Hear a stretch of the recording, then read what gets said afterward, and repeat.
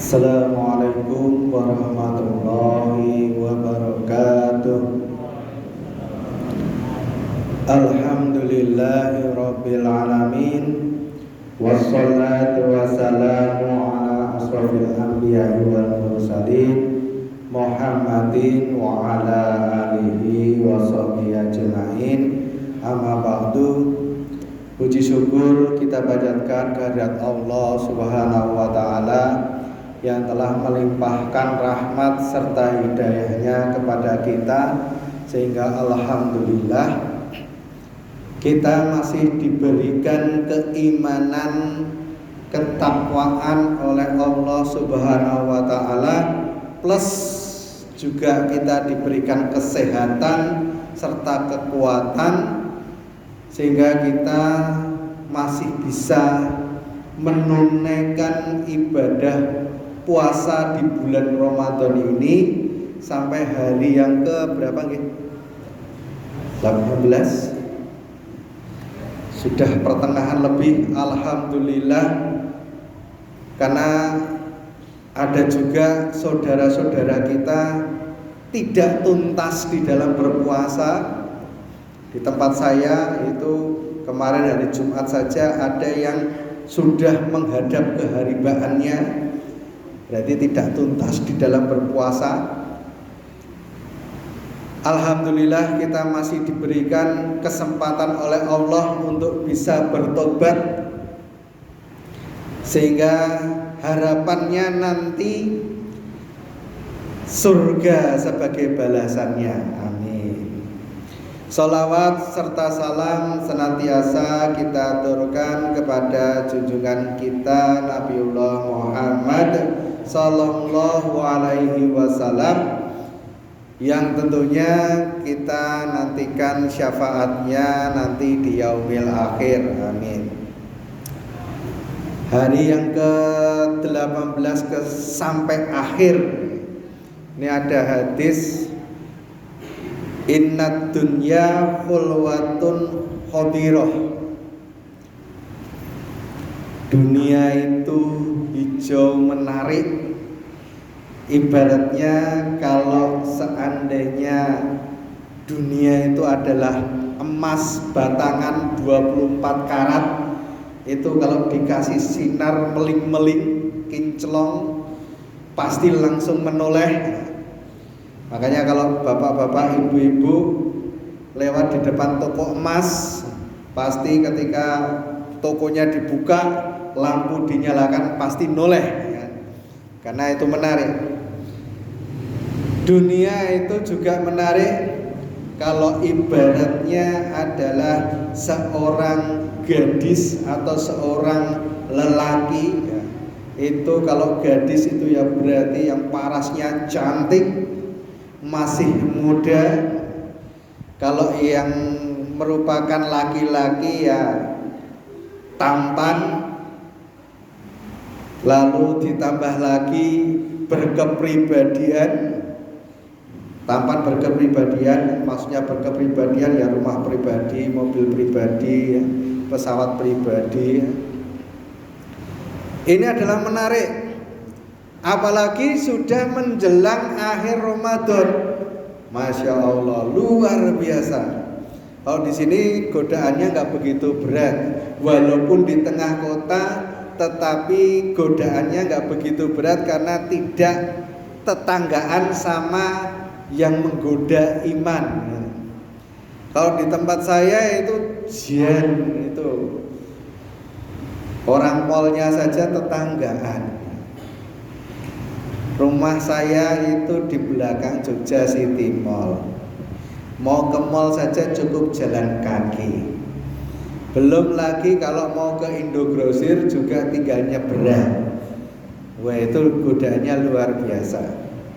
Nah, ketika di akhir bulan Ramadan ini sebenarnya adalah di sini ada amalan-amalan. Amalan yang paling luar biasa adalah ketika kita bisa bertemu yang namanya Lailatul Qadar. Pada Lailatul Qadar itu tidak disebutkan datangnya pas kapan itu tidak ada yang bisa memastikan. Rasulullah saja cuma bisa bilang biasanya di tanggal-tanggal ganjil. Ini Rasulullah tidak bisa memastikan, apalagi kita. Padahal ketika menjelang akhir Ramadan malah tertarik, banyak memperbanyak bukan amalan tetapi amal mall kan. Ini yang paling banyak. Yang paling banyak akhirnya kuliner. Ini tadi habis ngobrol-ngobrol juga, sekarang sedang ungsumnya, getol-getolnya adalah bubur sana, bubur sini. Ini memang baru tren. Di grup saya saja di sini ada grup sekolah SD, SMP, SMA, kuliah, semua mengadakan bubur. Nah ini adalah tadi innad dunya hulwatun qadirah. Dunia itu menarik. Tetapi kita sekarang ini sedang di bulan Ramadan. Bagaimana caranya dunia ini bisa mengantarkan kita ke surga? Makanya tiang-tiang sepuh dulu bilang, nang donya iki mung mampir ngombe kan gitu. Hanya sekejap saja, cuma mampir minum. Kalau di plesetannya boyojo mampir ngombe, ya tambah gorengan-gorengan. Nah itu memang dunia seperti itu sebenarnya. Bahkan nanti ketika kita itu meninggal dan dibangkitkan, itu ditanya, berapa lama kamu berada di dunia? Gak ada yang bilang 1 tahun, 70 tahun. Mungkin bapak-bapak, ibu-ibu yang awet muda sampai dengan saya di dunia 1 abad. Itu gak ada. Rata-rata gimana? Sepertinya cuma setengah hari, sepertinya cuma beberapa jam, sebentar sekali. Nah, bagaimana caranya sebentar ini bisa mengantar kita menuju ke surga?